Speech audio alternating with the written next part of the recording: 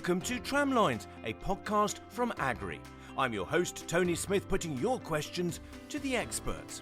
Today we are joined by Agrii's Tom Perrott, crop input specialist, and Dave Thompson, farm manager of Eastbury Estates in Dorset. In this episode, we will look at soil health, crop nutrition, and stacking the benefits. How this approach that involves exploring alternative sources of nutrition enhances support for the crop, and with an innovative approach can help the overall farm operation. Tom, what are we trying to achieve when you talk about nutrition and soil health?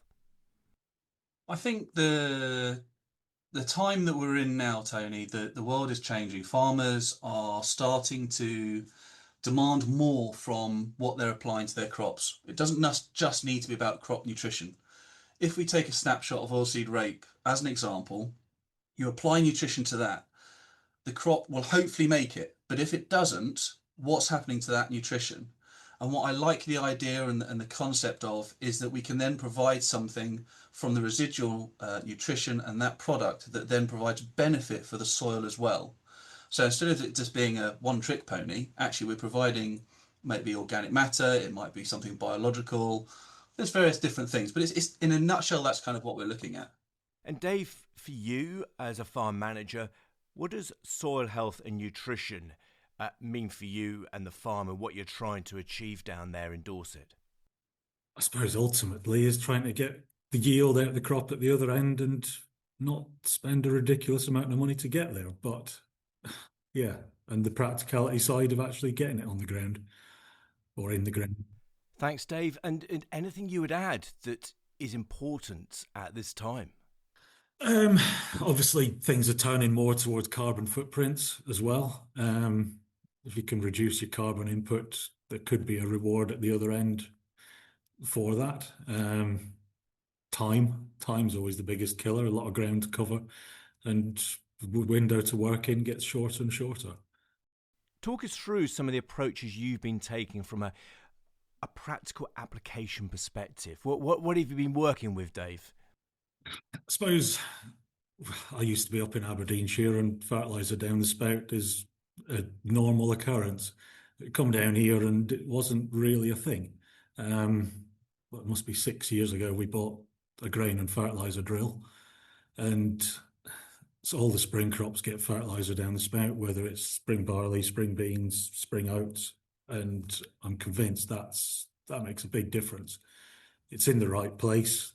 You haven't got to do another pass to put it on. It's on with the drill. And yeah, challenging conditions like this spring, I think we see the benefit.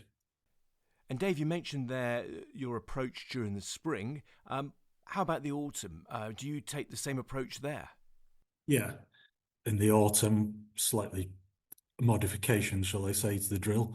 But we're putting 4 products down at a time, so I can do my grain, my companion crop, whether that's through SFI or because of the companion for the rape to protect it from flea beetle.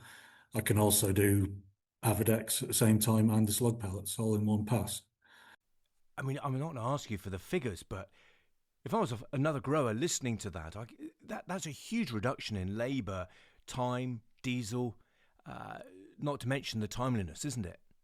Yeah, and we're not overly staffed. We never have been, and with other things in the business, it's always going to be a challenge. But if I can do the Avadex and the slug pellets at the same time as drilling, it's one less job to do when you're trying to get everything else done before the weather breaks as well. Absolutely. Tom, coming back to you, I mean, how widely is this approach that Dave's taking in Dorset adopted by other farmers, or is it unusual? I wouldn't say that it's unusual. What Dave's done is he's taken sort of the newest generation of drilling, this idea that you place the fertiliser with it, you can focus on the type of nutrition you're providing. And he's gone, well, what else can I do with it? How else can I increase my output per pass? And that's the bit that just makes it that little bit more unusual. A lot of people will just revamp the drill, they'll look at the latest technologies, they'll get a heat exchanger on the fertiliser hopper on it, and that sets them up really well. But where Dave's I think just that little bit further ahead and a bit further down the road is the fact that he has the adaptability with the system that he has.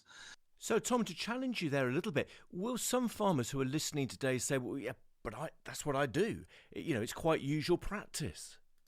I don't know. I think the fertilizer and the grain in one, yeah, not unusual anymore. It's definitely considered a little bit more of the norm. Where Dave isn't normal, and he won't mind me saying this, is that he's always thinking of new and innovative ways of reducing the time spent in the field to the maximum effect of getting end yield. So, Dave, can we pick apart some of the benefits and how you approach this? Because it sounds like it's really great what you're doing there. So, talk us through that. What we basically did was we bought a drill last year which had a front tank with it. So I'm using that front tank with the subsoiler or with the other drill or with a cultivator. So in theory, I could go ahead with the cultivator in the front tank and put fertilizer or a micronutrient in the soil ready for the next pass with the drill. Or I'm putting the buckwheat in, or this autumn I'm going to put buckwheat in with the subsoiler ahead of drilling rate 2 weeks later. Now, hang on, Dave. You need to call it a low disturbance subsoiler, otherwise we'll get people very confused this day and age, as there's now two types. Yes, yes, we got rid of the other one and replaced it with a low disturbance. And Dave, how has your new approach, this system, worked with the very variable change in weather and soil conditions? We are getting changeable seasons, and one cultivator might work this year, whereas next year it's not going to do the job. You've got to have something that's versatile and can work in all conditions. But yeah, it depends on your soil and what you actually want to achieve. So whilst you're investing in equipment, you're also investing in versatility as well of that kit. Yeah, definitely, yeah. Yeah, we dragged an old cultivator out this time that hadn't been used for multiple years, but we had to get in a bit deeper and try and break that pan out. And Tom, from what you've seen on this farm, on Dave's farm that he's managing there, what's been the benefit of adopting this minimal pass approach? He's been a lot less stressed in the grand scheme of things. Having that adaptability has meant that, whatever the weather's thrown in their general direction, they seem to be able to react in different manners. They can have conversations with the agronomist down there. They can take on advice from that, and then they can go into the field and implement it in a way that works for them. I think it's also nice to have that ability to be able to deal with different nutrition, different seeds, and things like that. That just it is all about that adaptability. I mean, we're all for buzzwords in this industry because it makes everything so much more relatable. You've already mentioned resilience. We've already mentioned adaptability. Well, actually, maybe that should be more of a focus for businesses and what we're looking at. Yeah, and so therefore, there's the equipment side, if you like, the innovation that's going on the farm. Tell us about some of the products that I know you've been testing out as well down there, and what have you been looking at, Tom? I don't know if I've been testing products or testing Dave's patience. It's a fine line. Dave, what is it for you? Most of the time the products, but occasionally the patients as well. Okay, there's a bit of feedback for you there, Tom. Yeah, that's it exactly. Don't worry, it's well known. One of the problems that I want to try and overcome is as an industry, and I'm talking about the fertilizer side of the world, we're always seeking for a newer, greener, more environmentally friendly type of product, something that has a kind of footprint. When we start looking at kind of footprints, we need to start looking at something that is more of what we'd call a cyclic nature. So it's something that we're producing, something that we can effectively recycle, and then something we can put back into the system. So examples of that would be these type of organic matter pellets that we've seen floating around. And there are a lot of them around. It doesn't matter if it's fungus, forest infused fungus pellets from one company all the way through to enzyme treated chicken pellets from another. But ultimately, all these products sound really, really good. And then I go, Dave, can we make these work? Because I'm not convinced. And then I get a phone call saying, well, the drill's blocked up again, so the answer's no. So having that ability for me as someone that's looking to develop products that can work at farm gate level, Dave has been just next to level exceptional in helping me understand what can and can't work. We've learned that we need smaller pellets so that they flow, they don't bridge. We know that we don't necessarily always need high phosphates because phosphates are a common problem environmentally now. Um, we know that certain farmers don't always have access to organic matter in quantity. So actually, if we can put on a little bit every pass, there's benefit to the soil health. So there's all these sorts of ideas, concepts, and everything else. And I'm a firm believer that at some point we will find one that will hit the nail on the head in the UK at the right price point and at the right spec that Dave won't ring me up saying it's blocked up again. So that's the direction in which we're heading with that type of nutrition. So I imagine that feedback, Dave, that you offer to Tom is, no, this is a no-go, or yes, it's working really well. Is that how it works? Yeah. And we tried a pellet this spring, and it was the worst 3 hectares I drilled ever. But equally, we know that didn't work, or we've got to apply it in a different method. I suppose an arable farm in the perfect world, you've got arable, you've got livestock, you put in muck back in the ground and getting a good rotation there as well. We haven't got that here, and it's a nice way of getting something organic fertiliser on the ground as well. To find out more about crop nutrition from Agrii, visit agrii.co.uk/our-services/fertiliser. What have you started to see in terms of, changes in soil health on your farm? You mentioned you don't have the livestock, but what have you seen change as a result of trying out some of these new products? God, that's a good question. What we might not see it physically on the field by eye, but Tom likes coming and flying his drone over and monitors what's actually gone down and sees quite a big difference with some of the fertilizers we put down. He measured green area. I mean, that's your department, but there is a difference to be seen from that side. I think the problem with that question, Tony, is when we're starting to look at these types of products, we know that organic matter pellets and organo-mineral fertilizer pellets, which contain a little bit of mineralized fertilizer as well, they can successfully replace part of the mineralized fertilizer application in a normal nutritional plan for a crop. We know that. It's well proven. What we are yet to truly discover, hand on heart, data behind us, is that there is also a benefit to the soil health. So we need to get some numerical data behind that. So one of the projects that we've got at the iFarm with Dave is we've got a field that will be, for 3 years, throughout all its rotation, half the field will receive a type of organic pellet as part of its nutritional approach. And part of that, we will monitor the soil health to see if we get an increase in bacterial numbers, to see if we get an increase in organic matter, and then actually see, make sure that we're getting similar yields off of both sides of that field as well. And Dave, Tom there talks about the end goal that can be achieved through improving soil health. What is your goal? We need that ground to last a lot of years, don't we? If we keep pulling nutrients out of it and not putting it back in again, we are going to bleed it dry.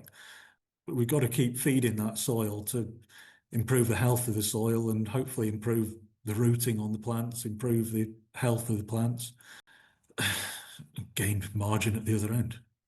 Yeah, margin. It's got to be there, hasn't it? Yeah.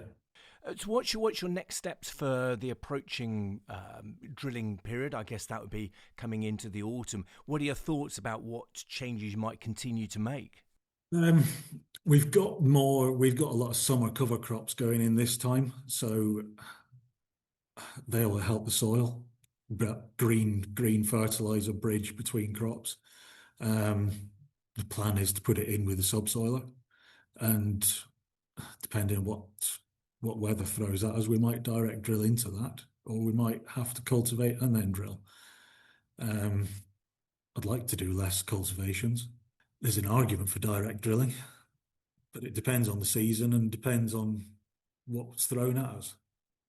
And so what I'm hearing is that versatility, even in terms of how you're thinking, it will depend on the season. It depends how the soil's looking. Really does, I think. And I'll choose the kit according as to what I'm going to do. Yeah, yeah. Yeah, I think you could nearly look out the window each day and decide how we're going to cope with this. I might have an idea in my head now, but come August, what are we going to be looking at? And Tom, coming back to the specific nutritional side, what products are you looking at and that you've found to work successfully and you'd use more of? I guess that's a core question that many listeners would want to ask you. I think for me, at the moment, it's about the eye for the little things. I've always been keen to sort of pay attention to sort of some of the smaller details. One of the things that we've seen down at Dave's this year has been applying micronutrition to macro granular fertiliser. So as an example, Dave will put a PK sulfur fertiliser down with his beans, but we've actually added cobalt and molybdenum to help with nodulation, to help with establishment. And we have actually seen bigger root biomass and things like that. And we've done the same with the spring crops, and we've compared it to with and without those micronutritions. On another farm, we've also used a product we've got, Fortis CP. It's a type of filtered molasses. We had a number of liquid fertilizer plots down, and the one that actually showed the less stress was the one where we were supplying that higher level of carbohydrate and improving that carbon to nitrogen ratio. So there's a whole conversation around how that can work, and we're also going to be bringing that across into applications of using solid fertilizer as well. What would you suggest can make a difference on their farm from what you've learned? Biggest thing I think is saving a lot of the crops here is that fertilizer down the spout in the spring. Because when you get a dry spell, the roots are down there, they found it, and it's protecting that crop. What we are seeing at the minute is that micronutrient on there as well. Whether that transforms into yield when we combine it, we will see. Yeah, fingers crossed. Yeah, so I can see Tom. Obviously, listeners can't see, but he's got two fingers crossed there, going, "Yes, we hope so," and we do hope so, don't we? Yeah, definitely. I mean, that's the whole output, isn't it? We are looking for yield, which is margin. We're quite a high input farm. We do feed the crop. We put a lot of micronutrients on and feed the plant when it is there. And I think this year was such a dry spring, the crops are looking well because they've been fed and they've been looked after and they've had everything that they needed to get through that dry spell. And Tom, how would you summarise our discussion today in terms of what would be your top tips? What would you encourage growers who are listening today to go out and try?